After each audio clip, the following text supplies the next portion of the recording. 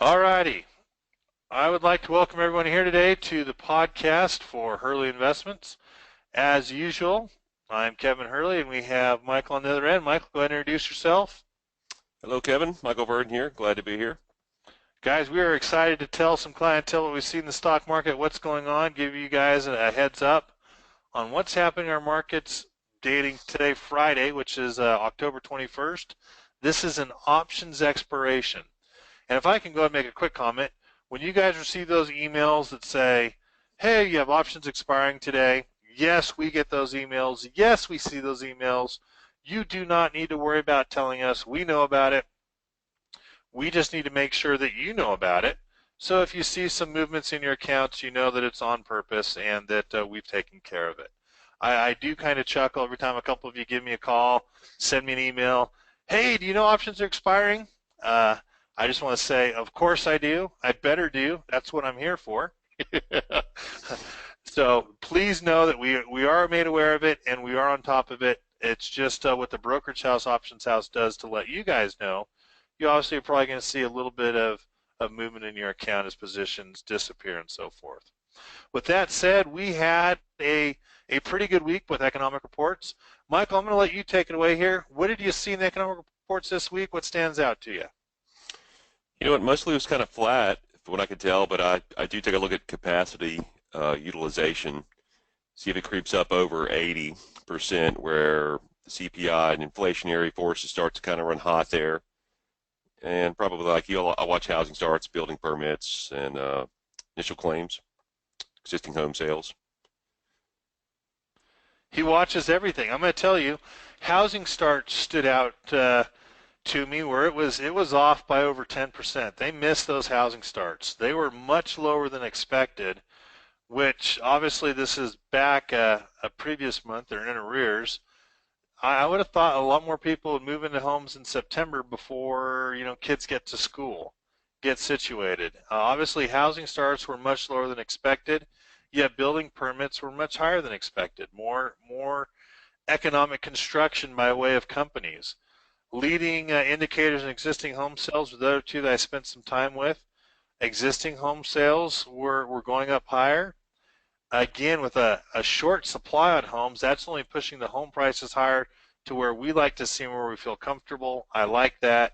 And again, leading indicators, best overall, how would I say? For me, it's the best overall judgment on if our economy is moving forward or not. Mathematically, it's showing so, but obviously our GDP numbers look dismal. It looks ugly. With that said, interesting news. Any news stand out to you over the past week or so that you want to comment on?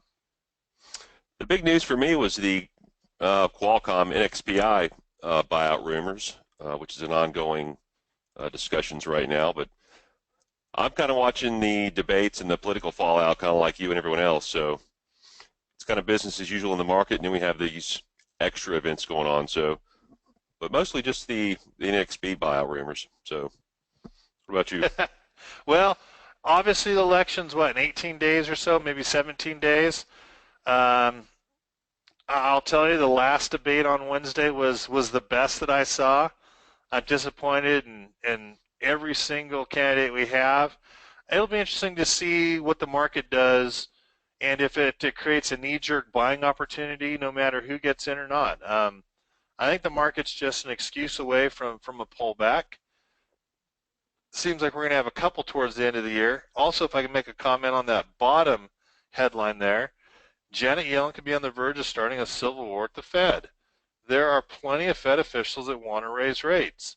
Janet Yellen, on the other hand, being a history buff, for fear of another recession kicking in, and one that obviously we staved off in 2008 due to a huge amount of stimulus, um, I think she's the ultimate dove. She doesn't want to raise rates. Yet you have almost a majority or over half of the Fed officials that say raise those dang rates. Let's get banking kicking in again.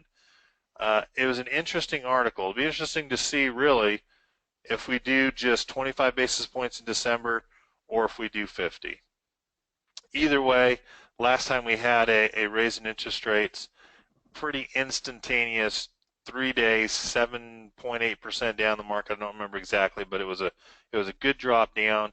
I think you're going to see us definitely be protecting not only through earnings that are coming up, but we're going to extend that protection out to make sure, for the most part, we're protected through a uh, a rate hike here in December. Well, did I Any just hear you comments on say? the rate hike? Well, yeah. Did you just say that you thought that maybe that the Fed was going to raise by 50 bips in December?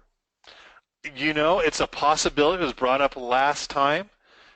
You will see it brought up this time. I doubt they would do that. I have I not mean, I heard don't think that. the economy. I don't think the economy can handle it. But remember, our Fed was supposed to raise 4 times this year to a whole 1%. Wouldn't it be sneaky or tricky if they raised once but did 50 basis points as if they raised twice?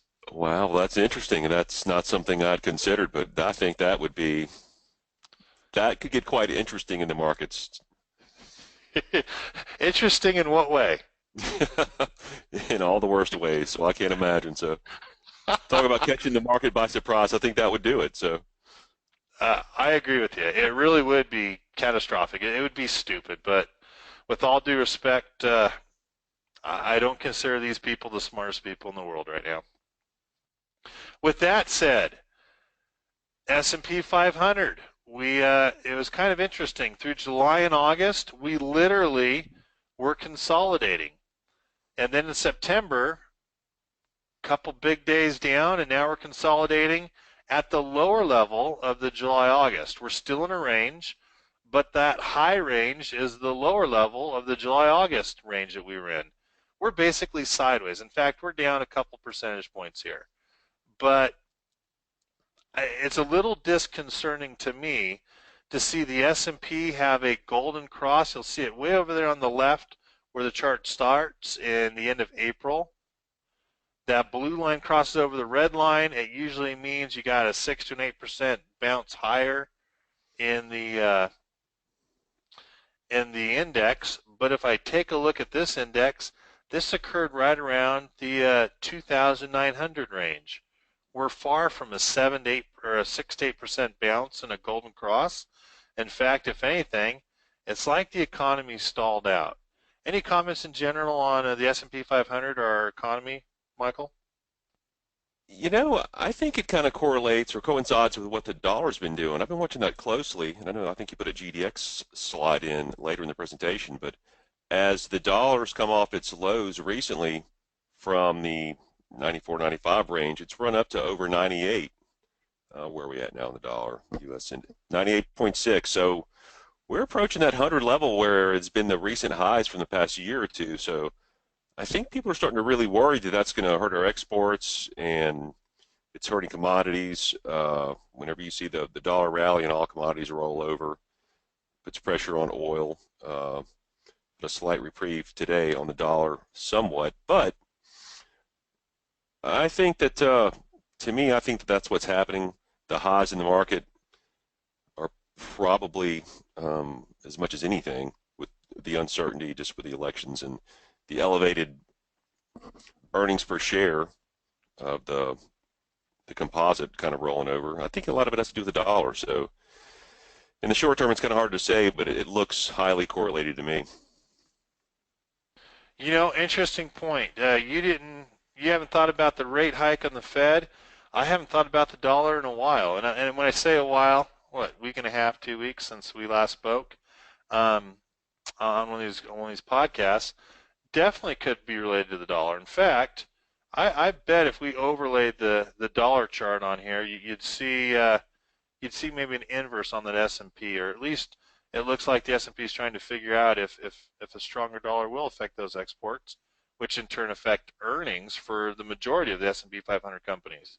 You can't tell me we're not moving to some type of global economy that's that who knows what it's really going to be like, right? With that Yeah, said, right. I think you're right. And go ahead. I'm sorry. I do believe the dollar's been moving up with people's anticipation of these rate hikes. So, which inversely makes puts pressure on the overall market. So, I think you're exactly right. Very, very interesting. If I can go ahead, our next slide is NXPI. Mike, go ahead and take it away. Okay, dope. A few weeks ago, the news came out. You can see in that huge candle 1st of October, where Qualcomm was in talks with NXBI to buy them out. We put this chart in here today because it's interesting that this morning it was reported that the rumor was that NXPI was agreed to be taken out at 110. But the rumor had also been the range was 110 to 120. The reason we put this in was I think it's interesting because during the same time, Qualcomm has gone from 63 to hit 70. Right now it's around 68. What's fascinating about that is Qualcomm, I believe, they have about a 1.5 billion share float. So they've, within, what is that, 63, $5 move up, that's $7.5 billion increase in the market cap of Qualcomm. And today it was reported that they agreed at 110. So Qualcomm has gone up and NXPI dropped $3 or $4 today. So obviously the market seems to be saying that they are not happy with this deal for NXPI, but it's a great deal for Qualcomm. So when you have a market cap increase to that extent for the acquirer and the acquired goes down, well, I think that Qualcomm's almost going to be boxed into this corner to make this deal. But I think that other people may come in and start taking a look because the market believes it's vastly undervalued. I had a price target. I've been thinking on next year's earnings of 734. Just call it 750. Put a 20 multiple on that. The stock should be around 150 on a 2017 year-end basis. So at $100, it's a great steal. So I'm just watching this one closely. I've recollared the trade, and it's interesting that the market isn't really buying that this deal is going to go through. So I'm going to watch it going forward. I personally hope that the NXPI walks away, the stock comes back in to 80 to 85 because I'll add more shares for clients. So I want it as a long-term holding. So I'm a bit torn. If they're going to be taken out, I think 110 is certainly way too cheap. 120 was not much better, but anyway, it's an interesting development. Of course, it's all rumored, but we'll see how it goes. I'm watching that closely. Nice to hear you've learned or you know how to trade, but the stocks go up or down. It's always nice to hear someone say, "Hey, I kind of want it to go down. I can make money as it goes down." In a process of trading, making anything on that way down is just profit when things go back up. Very interesting comment. I had to point that out. Talk to us about Disney for a little bit. Disney's been in a long-term downtrend, I do believe, mostly due to the story about ESPN and some of the subscribers fleeing that and the breaking of the bundle, if you will, and cable. But it looked like today it tried to bounce off the bottom, try to break that 50-day, close it a little below, but it's a real strong candle. Let me open my chart. Disney has traded at an elevated premium for some time. I've got the low that I'm going to start adjusting this trade around $89 with the trailing 12-month earnings of 558. Slap a 16 multiple on that. That's 89.28. So we're real close to that. Looks like it's trying to break this long-term trend line down. It broke it today. I want one more day of close above that, and I'm going to get longer the stock. I'm already pretty long the stock, but I will readjust and take some of that negative delta out. So looks like we might be seeing a turn here in Disney. Technically speaking, you're correct. Using those fundamentals, how it coincides with technicals, how it seems to bounce off that, I guess, perceived fair valuation, just became positive up there on the RSI chart. Just have your crossovers on the MACD. You don't have it on an exponential 5 and a 20 yet, but it's got to be really close. This could be the breakout here at the end of the year, which coincides with usually nothing more than some better movies that come out for some bigger money. We had Mattel that I believe came out here recently with some great earnings, all due to their Christmas line of Disney characters. So, I mean, you have I'm just Star going to say Wars coming out about again. time. We do have another Star Wars. I think it's Rogue One that comes out here, but for some reason, isn't it another Avengers movie that comes out? I I don't haven't know read for that. sure, in all Yeah, honesty. you know what? I tell you what, though, from historically speaking, over the last many years, you hit an 18 handle on a multiple basis with Disney, and that's been the low. So it's broken below that. Let me see, the PE right now is 16.7. So we're trading at a discount to historic averages.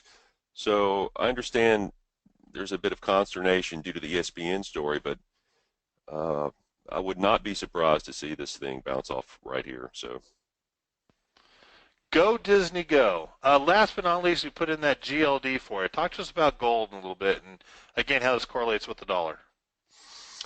it correlates. Let me get back here. Sorry. Uh, I actually expect the GDX to come off a little more than it has.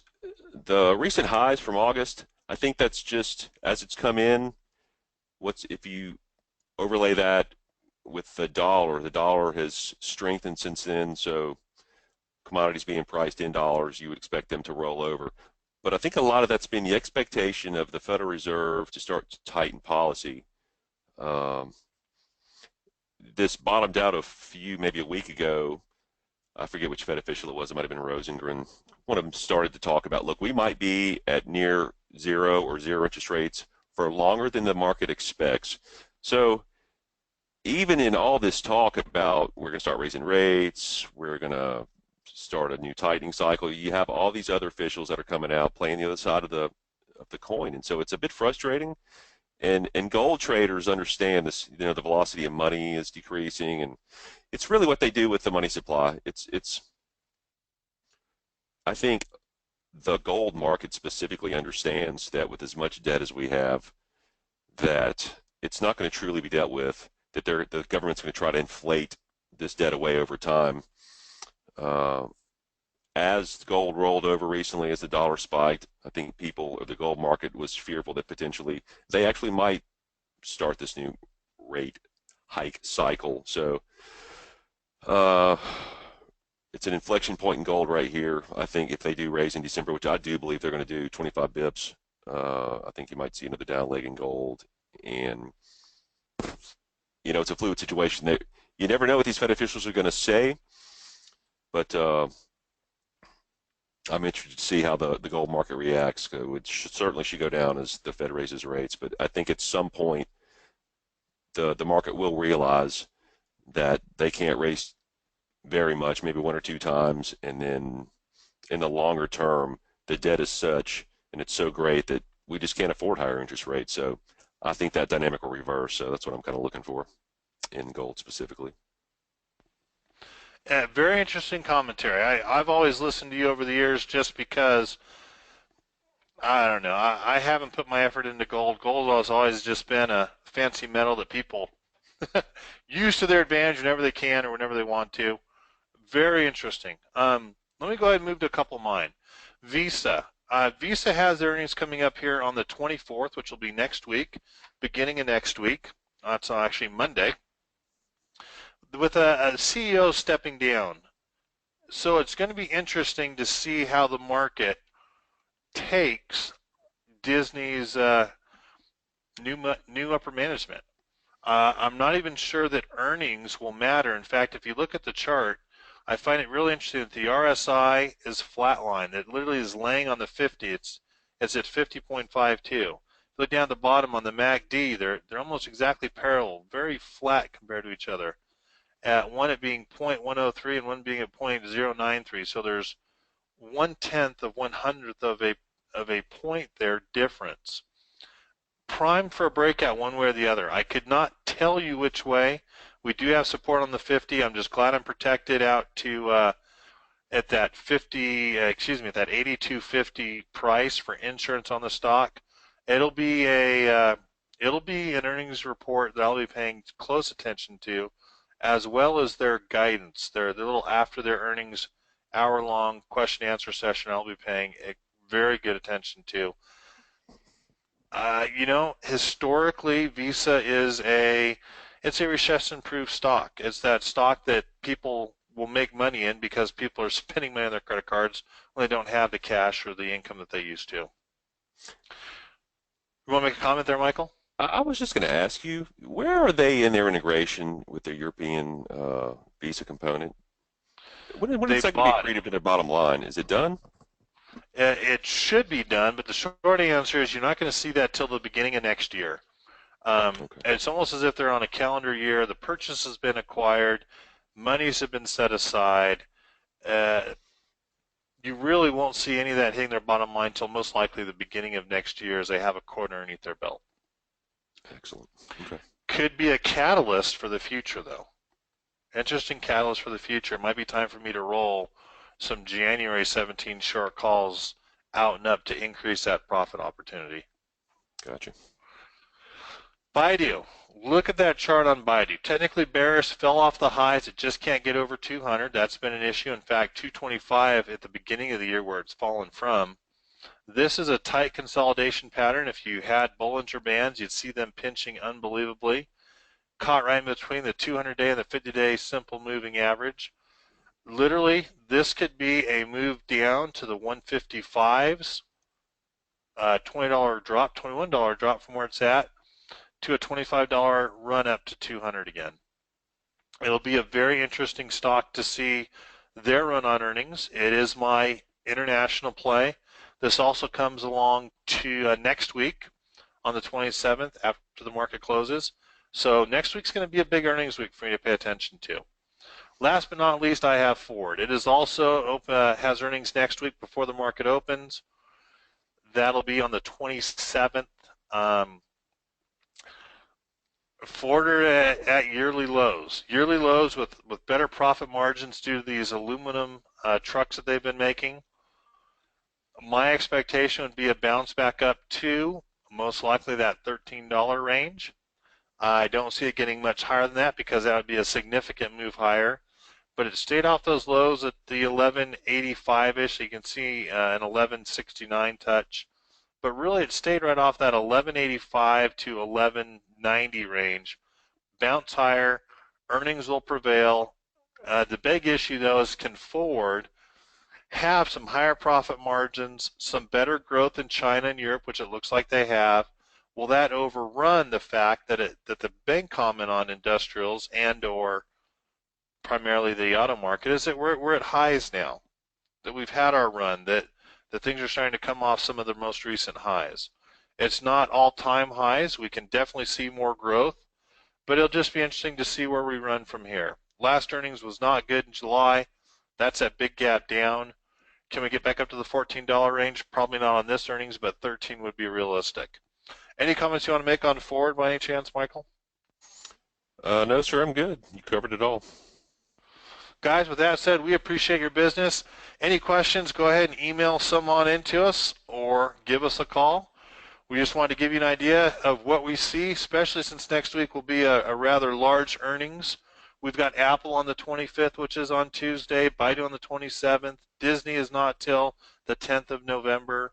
Ford's on the 27th next week. Facebook is on the 2nd of November. Nvidia is on the 10th of November. Ford's on the 24th. Zion Bank's on the 24th, if that matters. Lots coming up in the near future. In the next couple of weeks, you'll see more of the technology report. We're kind of done with banks. And let's see if earnings can't push us higher before the election. A lot of what ifs out there in the near future before the end of the year. An election coming up. We have a possible rate hike coming up. Anything I've missed, Michael, that could be coming up here before the end of the year that we need to pay attention to? Oh, you know what? Buying or selling of stocks for tax purposes comes before the end of the year. Anything else I could be missing? No, I think everyone's kind of keyed on in this election. Hey, just out of curiosity, do you think there's any chance that Trump pulls this off and surprise the market? I don't. He'll get my vote only because I'd like to see our company run as a business. But I I don't. Yeah, I don't really either. So, look it up. I read an interesting article that maybe if they don't have enough delegates for both of them, it can go back like Andrew Jackson. So that's why you should vote for one of the third parties. Um, to say this is a historical election, I think we've seen one candidate that has said what everyone thought was on their mind, and then we wish that he just couldn't shut up. And then we have a Democratic candidate that has tons of experience, but I think the baggage that comes with being in politics for all those years has caught up with her, and man, I wish we could call a redo on this election. I would agree with that. That's all I'll Let's say is I'll redo it agree with on that. Yeah, that. Hey, I appreciate your time today, Michael. Thanks for your input. appreciate For being here, Kevin. those, hope you guys enjoyed this. Please listen to it a couple times if you want to. We appreciate your business, and we'll talk to you again in the near future. Bye-bye, y'all. Bye bye.